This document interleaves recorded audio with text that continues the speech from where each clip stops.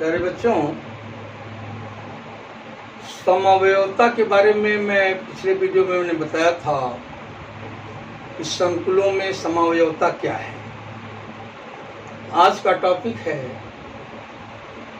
संकुलों में समावयवता के प्रकार। समावयवता के प्रकार, types of isomerism in complexes. प्यारे बच्चों, संकुलों में दो प्रकार की समावयवता होती है। एक को कहते हैं संरचनात्मक समावयवता और दूसरे को कहते हैं त्रिविम समावयवता। बच्चों, इसको अंग्रेजी में क्या कहते हैं? स्ट्रक्चरल आइसोमेरिज्म और दूसरा क्या है बच्चों? Stereo isomerism. तो अब बच्चों, संरचनात्मक समावयवता किसे कहते हैं?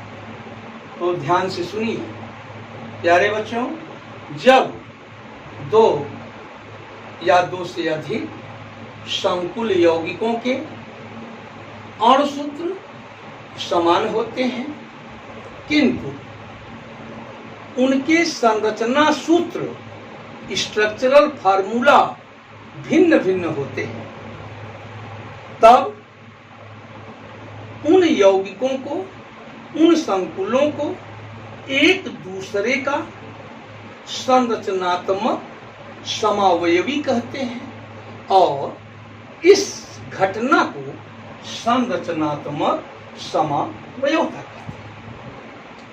When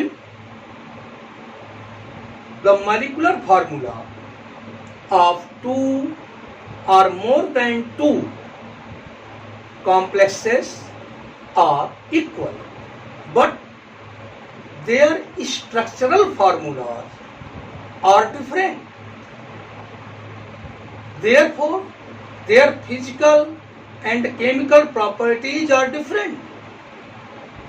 Such complexes are called structural isomers of each other, and the phenomena is called structural isomerism. अब बच्चों, स्ट्रक्चरल जो आइसोमेरिज्म है बच्चों, ये 7 प्रकार की है। There are 7 types of structural isomerism. 7 प्रकार की स्ट्रक्चरल आइसोमेरिज्म है। पहला है बच्चों आयोनाइजेशन आइसोमेरिज्म। दूसरा है हाइड्रेट आइसोमेरिज्म। तीसरा है लिगांड आइसोमेरिज्म। चौथा है लिंकेज आइसोमेरिज्म। पांचवा है कोऑर्डिनेशन आइसोमेरिज्म। छठवां है कोऑर्डिनेशन पोजीशन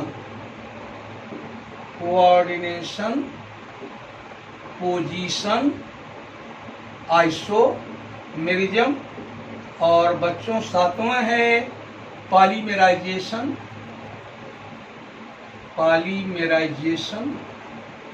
आइसोमेरिज्म। ध्यान से समझिए, सुनिए बच्चों, संरचनात्मक समावयवता ये हमने 7 प्रकार बताया। पहला हमने बताया आयोनाइजेशन आइसोमेरिज्म, इसको हिंदी में आयनन समावयवता कहते हैं। दूसरा है बच्चों हाइड्रेट आइसोमेरिज्म, इसको हाइड्रेट समावयवता। तीसरा है लिगांड आइसोमेरिज्म, लिगांड समावयवता। चौथा है लिंकेज आइसोमेरिज्म, तो इसको बच्चों बंध समावयवता।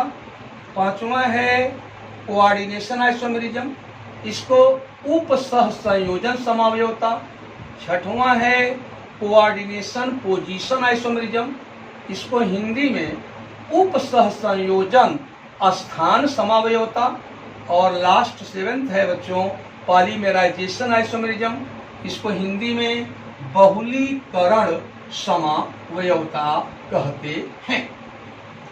तो बच्चों आप समझ गए होंगे संरचनात्मक समावयवता ये 7 प्रकार की है। हम इन सब के बारे में डिटेल बताएंगे।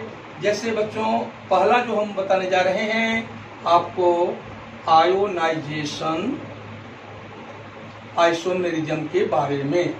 आप लोग ध्यान लगा करके मेरी बात को सुनिए। इसको हिंदी में क्या कहेंगे? आयनन समावयवता। आयनन समावयवता। प्यारे बच्चों आइए देखें आयनन समावयवता क्या है।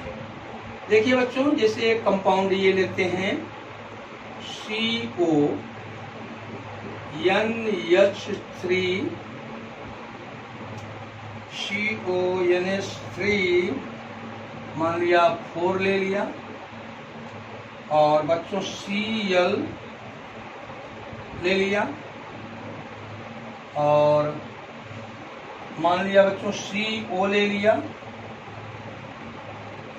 और इसके बाहर SO4 ले लिया। अब बच्चों इसी प्रकार यहाँ देखें CO लिया, NH3 4 लिया, यहाँ पे बच्चों SO4 लिया, और यहाँ CO लिया, और बच्चों मान लो बाहर हम Cl ले लें। देखिए ये Cl यहाँ अंदर है, यहाँ Cl बाहर है, यहाँ SO4 अंदर है, यहाँ SO4 बाहर है।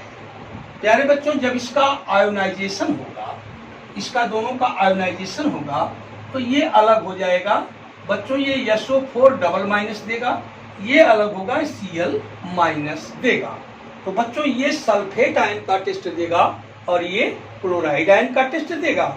इसलिए इनके भौतिक गुण डिफरेंट हो जाएंगे, रासायनिक गुण भी डिफरेंट हो जाएंगे।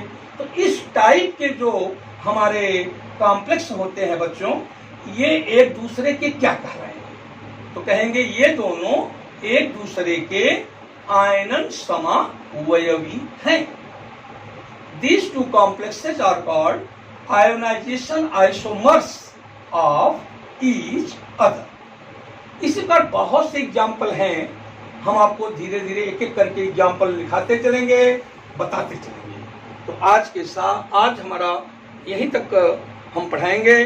बहुत बहुत आप लोगों को धन्यवाद देता हूं, और मैं चाहता हूं यदि आप लोगों को मेरे वीडियो आपको पसंद आते हों, मेरे नॉलेज से आपको फ़ायदा हो रहा है, तो ज़्यादा से ज़्यादा लोगों तक शेयर करें।